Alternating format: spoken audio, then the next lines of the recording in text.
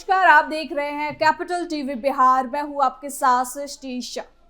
बिहार के मोतिहारी से आई जहरीली शराब कांड की खबर ने एक बार फिर पूरे राज्य को झकझोर के रख दिया है।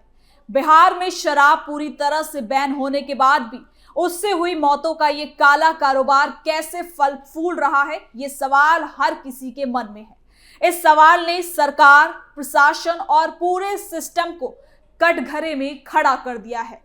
एक तरफ गांव में मातम पसरा है क्योंकि कई घरों के चिराग बुझ चुके हैं, तो दूसरी तरफ अस्पतालों में कुछ लोग जिंदगी और मौत के बीच जंग लड़ रहे हैं। जिन परिवारों ने अपनों को खोया है, उनके लिए ये सिर्फ हादसा नहीं बल्कि पूरी जिंदगी बदल देने वाली एक मौत है। आपको बता दें कि मोतिहारी के अलग अलग इलाकों में जहरीली शराब पीने के बाद लोगों की तबीयत अचानक बिगड़ने लगी। कुछ ही घंटों में कई लोगों की मौतें हो गई, जबकि कई अब भी अस्पताल में भर्ती हैं। यानी कि हर तरफ चीख पुकार, आंसू और गुस्से का माहौल है। और इसी बीच पुलिस को एक बड़ी सफलता मिली है। पुलिस ने इस पूरे खेल के सबसे बड़े मास्टरमाइंड और मौत के सौदागर कहे जाने वाले स्प्रिट माफिया लवकुश यादव को गिरफ्तार कर लिया है, जो इस मौत का सबसे बड़ा हथियार है। तो चलिए जरा विस्तार से जानते हैं क्या है ये पूरी खबर। मोतिहारी जहरीली शराब कांड, मौतों का सिलसिला, सियासी संग्राम और सिस्टम की नाकामी की पूरी कहानी। बिहार के पूर्वी चंपारण जिले का मोतिहारी एक बार फिर उस दर्दनाक कहानी का गवाह बना, जिसने ना सिर्फ कई परिवारों की खुशियां छीन ली, बल्कि राज्य की शराबबंदी नीति और सरकार की तैयारियों पर कई गंभीर सवाल खड़े कर दिए। जहरीली शराब पीने से हुई मौतों ने पूरे इलाके को दहला कर रख दिया। गांव में मातम पसरा है, अस्पतालों में जिंदगी और मौत के बीच जंग जारी है, और दूसरी ओर राजनीतिक गलियारों में आरोप प्रत्यारोप का दौर तेज हो गया है। आपको बता दें कि इस घटना की शुरुआत तब हुई जब मोतिहारी के तुरकोलिया और आसपास के गांव में लोगों ने अवैध शराब या फिर जहरीली शराब का सेवन किया। शुरुआत में जहरीली शराब पीने से कुछ लोगों की तबीयत अचानक बिगड़ी। उल्टी, सिर दर्द, आंखों के सामने अंधेरा छा जाना जैसे कई लक्षण सामने आए, और देखते ही देखते हालत गंभीर होती गई और एक के बाद एक मौतों की खबरें सामने आने लगी। पहले आंकड़े कम थे, 3 या फिर 4 तक, लेकिन कुछ ही घंटों में मौतों का आंकड़ा बढ़कर 10 तक पहुंच गया, और जबकि 15 से ज्यादा लोग अस्पतालों में अभी भी भर्ती हैं और अपना इलाज करवा रहे हैं कि उन्हें अच्छे इलाज के लिए साथ ही साथ अच्छे अस्पताल में अब रेफर भी किया जा रहा है। लेकिन अब इस मामले में कई बड़े खुलासे हुए।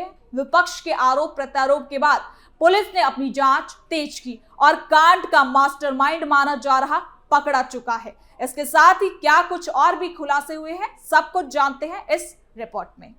जहरीली शराब से 10 मौतें, सरकार पर उठे गंभीर सवाल, तेजस्वी ने जमकर साधा निशाना, पुलिस ने पकड़ा मास्टरमाइंड। बिहार के मोतिहारी जिले को दहला देने वाली जहरीली शराब कांड में पुलिस को एक बड़ी सफलता मिली है।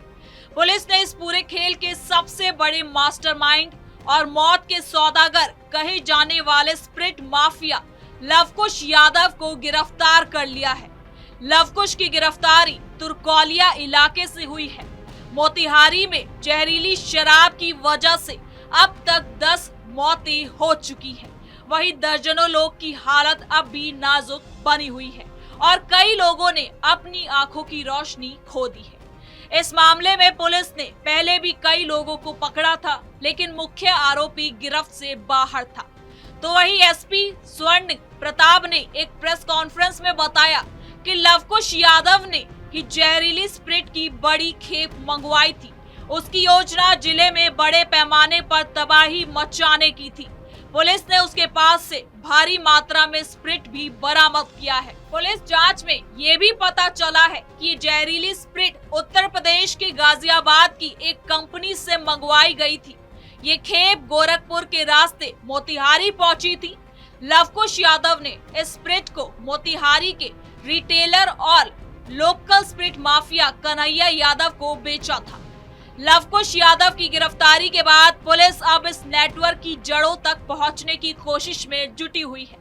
साथ ही एसपी ने यह भी बताया है कि आरोपी की निशानदेही पर बिहार, उत्तर प्रदेश और दिल्ली के कई ठिकानों पर ताबड़तोड़ छापेमारी की जा रही है। इस मामले की जांच के लिए गठित विशेष जांच टीम यानी कि एसआईटी की एक टीम फिलहाल दिल्ली और यूपी में डेरा डाले हुए है। लेकिन आपको बता दें कि जैसे ही जहरीली शराब से मौतों की खबरें सामने आई थी, विपक्ष ने बिना देर किए इस खबर को हाथों हाथ ले लिया और सरकार पर हमला करना शुरू कर दिया। सबसे पहले नेता प्रतिपक्ष तेजस्वी यादव की बात करते हैं तो तेजस्वी यादव ने इस पूरे मामले को लेकर पहले तो दुख जताया, फिर राज्य सरकार पर गंभीर आरोप लगाए। उन्होंने ट्वीट कर बताया कि जहरीली शराब पीने से 4 लोगों की मौत हो गई, जबकि 6 लोगों की आंखों की रोशनी जा चुकी है। ये ट्वीट तब सामने आया था जब शराब से केवल 4 मौतों का ही आंकड़ा सामने आया था मौत का। साथ ही इसे बिहार में लागू शराबबंदी कानून की विफलता करार देते हुए ये भी दावा किया है कि अब तक 1300 से ज्यादा लोगों की मौतें केवल जहरीली शराब पीने से हो चुकी है। उन्होंने आरोप लगाया कि ये कानून अब भ्रष्ट नेताओं, अधिकारियों और शराब माफियाओं के लिए कमाई का जरिया बन चुका है। इसके बाद पूर्णिया सांसद पप्पू यादव भी सरकार पर हमलावर हुए हैं। उन्होंने कहा कि शराबबंदी के बावजूद राज्य में घर घर शराब की बिक्री हो रही है और नशे का दायरा लगातार बढ़ता जा रहा है। पप्पू यादव ने यह भी आरोप लगाया कि जहरीली शराब के इस कारोबार में माफियाओं के साथ साथ कुछ अधिकारियों की भी मिली भगत है। उनके मुताबिक इस अवैध धंधे से करोड़ों रुपए की कमाई की जा रही है और आम लोगों की जान से खिलवाड़ हो रहा है। उन्होंने ये भी बताया कि बिहार में जहरीली शराब और ड्रग्स के बढ़ते असर पर रोक लगाने के लिए सरकार और प्रशासन को गंभीरता से ठोस कदम उठाने की जरूरत है।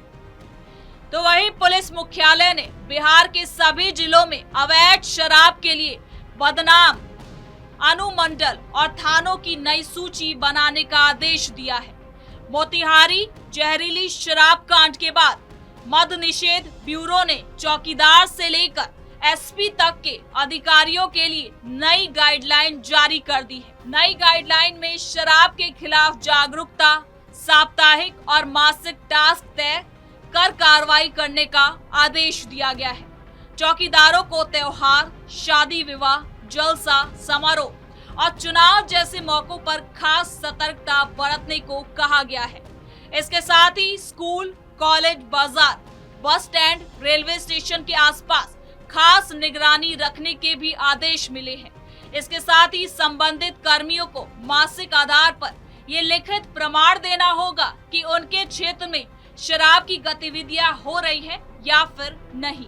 यानी कि अब सरकार एक बार फिर से कानून व्यवस्था को सही करने के लिए, शराब नीति को सही करने के लिए लगातार कार्य कर रही है और इसे अपनी प्राथमिकता मान रही है। लेकिन इन सब के बीच सबसे बड़ा सवाल यही उठता है कि जब बिहार में 2016 से शराबबंदी लागू है तो फिर बार बार ऐसी घटनाएं आखिर क्यों हो रही हैं? क्या शराबबंदी सिर्फ कागजों तक सीमित रह गई है या फिर इसका फायदा उठाकर अवैध शराब माफिया और ज्यादा मजबूत हो गए हैं?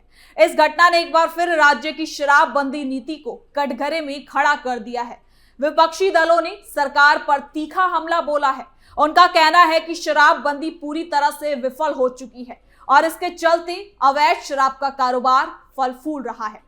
नेताओं ने आरोप लगाया कि सरकार की नाक के नीचे ये सब कुछ हो रहा है और प्रशासन पूरी तरह से फेल है। दूसरी ओर एनडीए का कहना है कि शराब माफियाओं को नहीं छोड़ा जाएगा, दोषियों को किसी भी कीमत पर बख्शा नहीं जाएगा। इस मामले से जुड़े सभी व्यक्ति पर कार्रवाई होगी और अवैध शराब के नेटवर्क को जड़ से खत्म कर दिया जाएगा। लेकिन जब तक अवैध शराब के पूरे नेटवर्क को खत्म किया जाएगा, जब तक प्रशासनिक स्तर पर जवाबदेही तय नहीं होगी और जब तक कानून का सख्ती से पालन नहीं होगा, तब तक ऐसी घटनाएं रुकने वाली नहीं है। हर बार कुछ लोग मारे जाएंगे, कुछ परिवार उजड़ेंगे और फिर कुछ दिनों तक इस पर राजनीति भी गर्म रहेगी, लेकिन असली समस्या जस की तस नहीं हो पाएगी। कुल मिलाकर मोतिहारी के गांव में पसरा सन्नाटा, अस्पतालों में गूंजती कराहें और शमशानों में उठती चिताएं इस बात की गवाही देती हैं कि ये सब एक खबर नहीं बल्कि एक ऐसी त्रासदी है जिसे भुला पाना आसान नहीं होगा। तो फिलहाल के लिए इस खबर में इतना ही। देखते रहिए कैपिटल टीवी बिहार।